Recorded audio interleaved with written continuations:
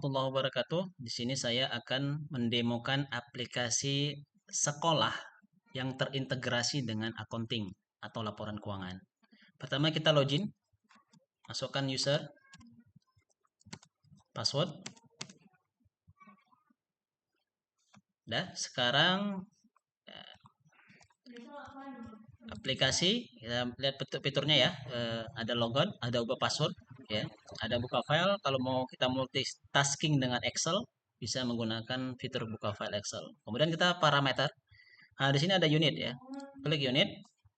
Nah, unit itu apa? Misalkan ada sebuah yayasan, dia mempunyai sekolah, unit ya, ada SD, ada simpan ya, kemudian dia punya SMP, ya,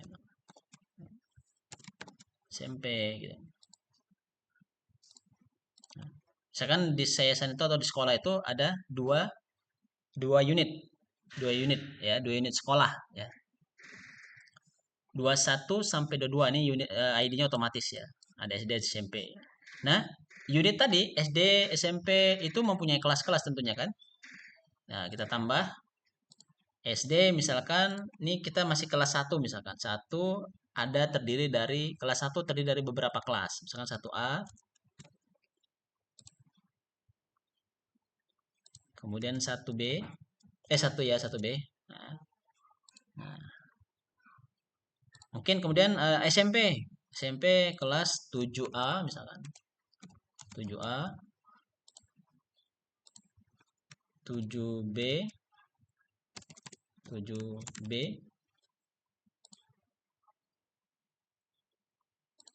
7C, ya. Oke, ini kelas-kelas. Jadi ini unitnya, ini kelasnya 1A, 1B, ya. SMP, ya, unit SMP ya, kelas SMP. Dah, udah kita buat unit dan kelas, langsung kita masukkan siswa. Nah, misalkan tambah NIS-nya 2025 misalkan ya. Tuh nama siswanya Andi. Jenis kelamin laki-laki, tinggal di Medan. Boleh alamat lengkap. Kelas mana? Kelas 1A SD. Aktif. Oke, simpan.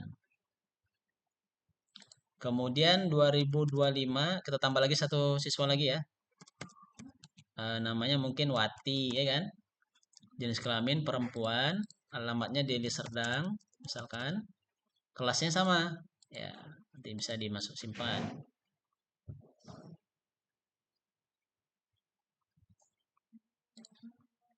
Oke, inilah data siswa yang nanti bisa banyak ya, tergantung data siswa Bapak Ibu. Selanjutnya kita user. Ya, user itu yang bisa login ke aplikasi. Nanti bisa banyak user ya. Kemudian akun. Nah, ini akun ini gunanya untuk terkait dengan accounting ya. Jadi semua transaksi pembayaran siswa, uang masuk, uang keluar, penjurnalan itu nanti terintegrasi dengan accounting. Nah, kita pilih desainlah coa-coa kita sesuai dengan yayasan atau sekolah Bapak Ibu. Nah, di sini ada tingkat 1. Tingkat 1 itu adalah tentu ini kategori umum dari akuntansi. Ada aset, ada hutang, ada modal, ada pendapatan, ada biaya. Ya, itu umum. Itu udah standar ya, nggak bisa diganggu gugat. Nah, turunan dari aset atau yang turunan dari tingkat 1 adalah level 2, tingkat 2. Dari aset misalkan ada kas dan bank, ada piutang, ada biaya dibayar di muka, aktiva tetap, akumulasi penyusutan, aktiva tetap dan lain-lain. Hutang begitu juga ada kewajiban lancar, kewajiban lain. Modal ada ekuitas, ada pendapatan, ada pendapatan siswa dan pendapatan yang lainnya. Biaya ada biaya personal, biaya beban penyusutan. Nah, nanti didesain sesuai dengan yayasan atau sekolah Bapak Ibu. Nah, misalkan kita mau nambah nih, ini kas tunai dan bank A, ya. Kita mau nambah BSI, tentu dia turunan dari kas dan bank. Tambah. Kita pilih misalkan level 3, ya. Berarti turunan dari yang level 3. Bapaknya siapa atau level 2-nya siapa? Kas dan bank. Nah, nomor urut akunnya 101, tentu yang 101 udah dipakai kas tunai. 10102 udah dipakai bank A. Kita 03, 10103, misalkan BSI. Akun kas, wah di sini ya wajib karena akun 101 itu udah kita plot, udah kita kunci untuk akun kas. Jadi selain 101 itu bukan kas, ya. Nah, ada cowok pembantu. Nah, cowok pembantu itu adalah turunan dari level 3, berarti level 4, ya. Walaupun kita nggak sebut level 4, tapi kita sebut dengan cowok pembantu. Kalau dia dibuat ya, dia punya turunan lagi. Misalkan BSI A, BSI B, BSI C gitu ya. Ya, terserah. Tapi dalam case ini kita tidak buat cowok pembantu. Ya, simpan. Nah, nanti akan tambah nih sini BSI.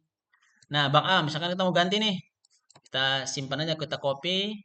Bank A itu kita mau ganti namanya jadi mungkin bank, misalkan Bank Muamalat. Nah, akun kas ya tidak. Oke, simpan. Baik, nanti bisa didesain ya cowok-cowoknya sesuai dengan kebutuhan yayasan atau sekolah.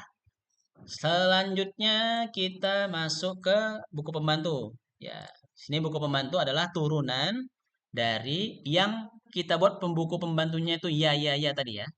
Nah, ini ada piutang guru, itu ada turunannya lagi. Buku pembantunya adalah piutang guru SD, piutang guru SMP. Nah, nanti sesuai dengan kebutuhan lah. Oke, sama caranya dengan pendaftaran atau pengubahan akun tadi. Pengaturan. Nah, nanti masukkan nama perusahaan, nama instansinya atau yayasannya. Masukkan alamat dan nomor telepon. Ya. Cowok tabungan. Nah, fitur ini itu dilengkapi untuk ada tabungan siswa. Jadi kita di sini maksudnya akunnya cowok itu akun ya. Akun yang connect kepada data tabungan siswa. Nah, nanti bisa dipilih. Nah, dalam hal ini ada tabungan siswa di 20104. Nah, penyesuaian itu ada otomatis atau manual. Nah, dalam akuntansi itu kan ada istilah accrual basis dan cash basis ya. Nah, biasanya standar akuntansi yang digunakan itu adalah accrual basis. Accrual basis.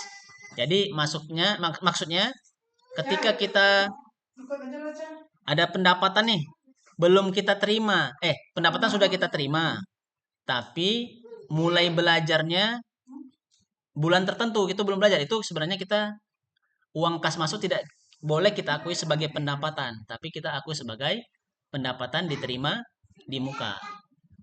Nah, begitu juga misalkan ada SPP nih pada waktu tertentu dia belum bayar, maka nanti dia akan otomatis menghitung sebagai tunggakan. Ya, gitu ya. Jadi kita buat otomatis saja. Baik, selanjutnya nanti kalau apa disimpan. Selanjutnya kita masuk ke tahun ajaran. Nah, dalam belajar tentu ada tahun ajaran ya. Biasanya setahun sekali. Maka misalkan dalam case ini kita buat 2025 sampai 2026. Tanggal awal belajarnya dari bulan Juli, ya kan? Tahun 2025 tentunya sampai 30 Juni 2026. Ya. Itu ya. Ini tahun awal belajar dan akhir belajar. Ya, simpan. Nah, biasanya sekali saja, setahun sekali gitu kan. Oke, simpan. Tutup, maaf. Kemudian kita buat kategori pembayaran siswa.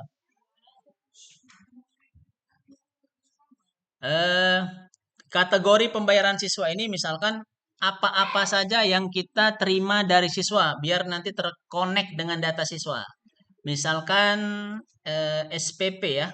SPP, tentu SPP ya. SPP, metode pembayarannya bulanan atau cicilan. Nah, biasanya SPP kan bulanan. Cowok pembayaran. Nah, ketika siswa membayar SPP, dia lari ke akun mana? Ke cowok mana?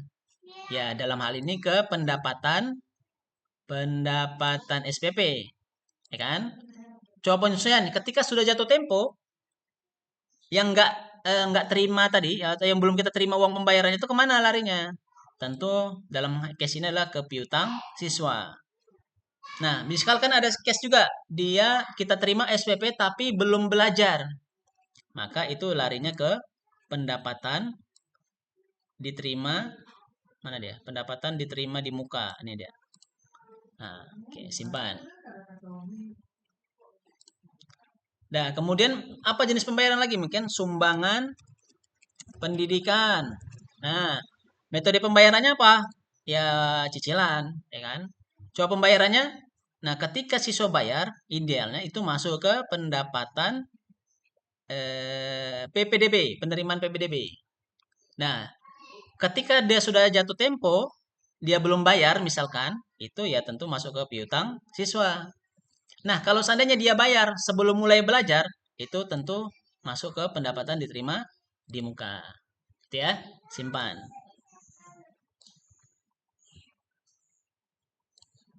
Nah, inilah daftar jenis-jenis pembayaran, pembayaran siswa.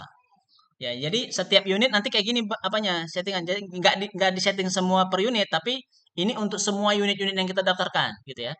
Untuk nominalnya tergantung siswanya yang kita nanti input di daftar pembiayaan siswa.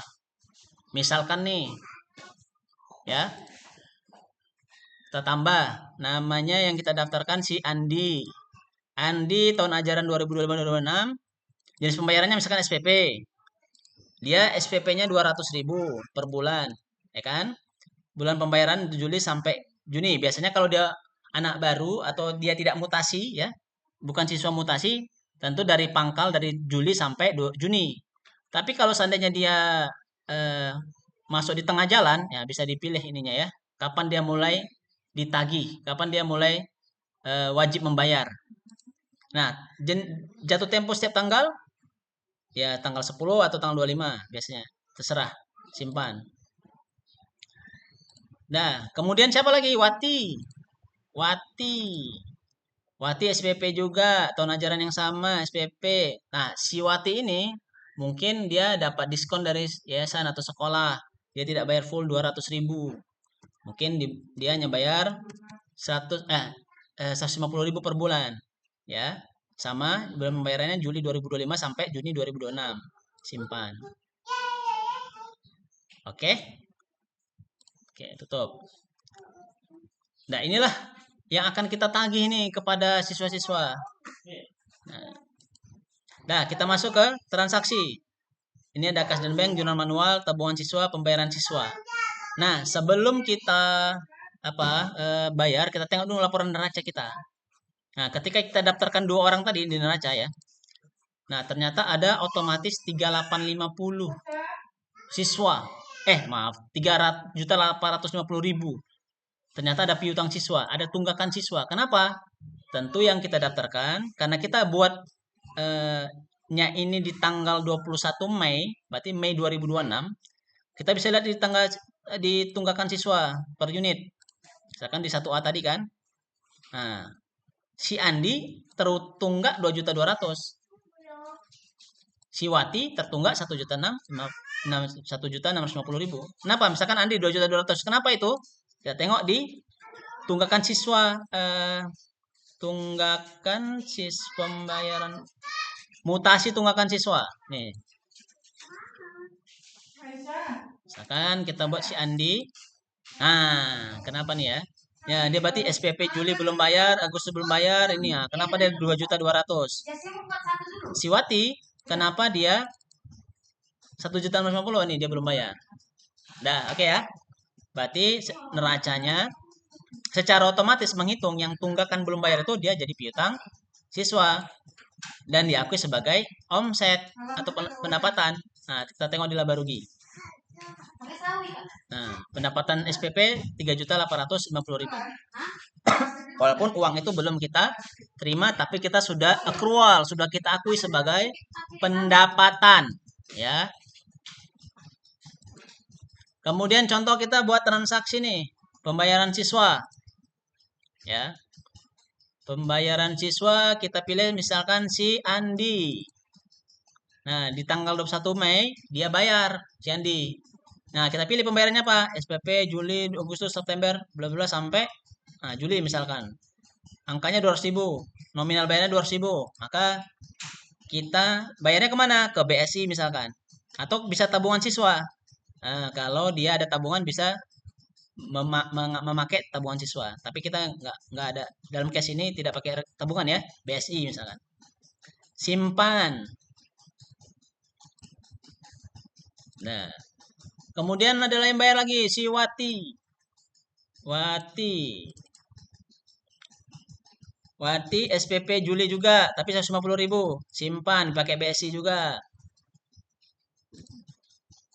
Wati lagi, misalkan waktu bayar 2 bulan, SPP Agustus, ya. Juli kan udah bayar nggak tampil lagi, Agustus. Simpan. 3 bulan misalkan si Wati.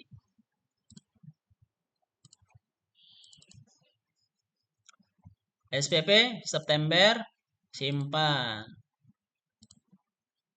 Oke, berarti kita sudah bisa lihat nih di laporan keuangannya neraca. Nah, ada uang masuk nih. BSI 650.000. Ya kan? Dari mana 650? Kita tengok di buku besar BSI. Buku besar BSI. Tampilkan. Nah, 200.000 si Andi, Juli, Agustus, September, si Wati. 350 nih saldonya ya. Oke,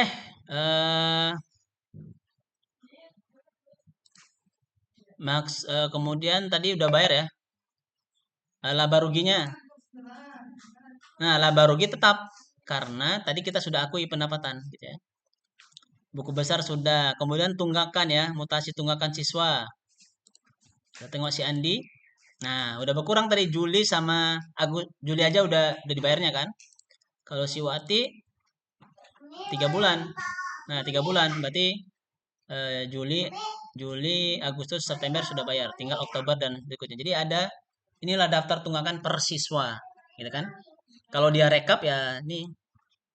Rekap SD misalkan. Totalnya 3.200.000. Kalau per kelas rekap tunggakan siswa per kelas gitu.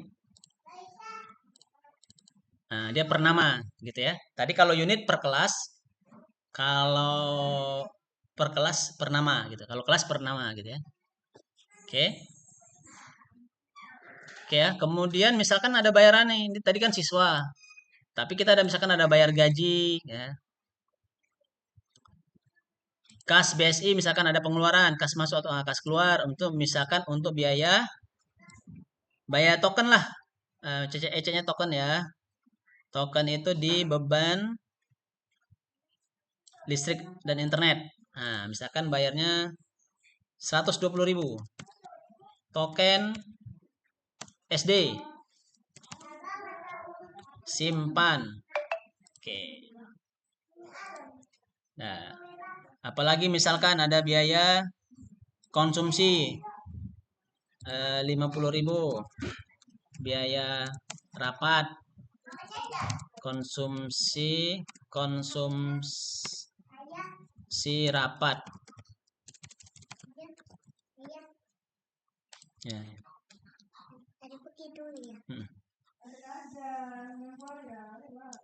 Oke, jadi kita tengok laporan keuangannya ya, neraca kas BSI-nya tinggal 480. Nanti kita tengok di buku besar ya. Piutang siswanya tetap.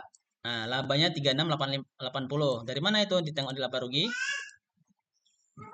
Nah, ada pendapatan SPP 3850. Ada biaya listrik 150, konsumsi 50.000, ya kan? Nah, apalagi kira-kira? Nah, buku besar tadi, buku besar BSI. Nah, ini ada token SD 150.000, konsumsi rapat 50.000, jadi sisa uangnya 480.000. Nah, ini banyak nih ya fitur-fitur yang lain yang bisa kita pakai gitu ya. Ini mungkin gambaran besar lah dari aplikasi sekolah Swasop, aplikasi akuntansi sekolah Swasop yang sudah terintegrasi dengan laporan keuangan. Mungkin itu saja. Demikian. Assalamualaikum warahmatullahi wabarakatuh.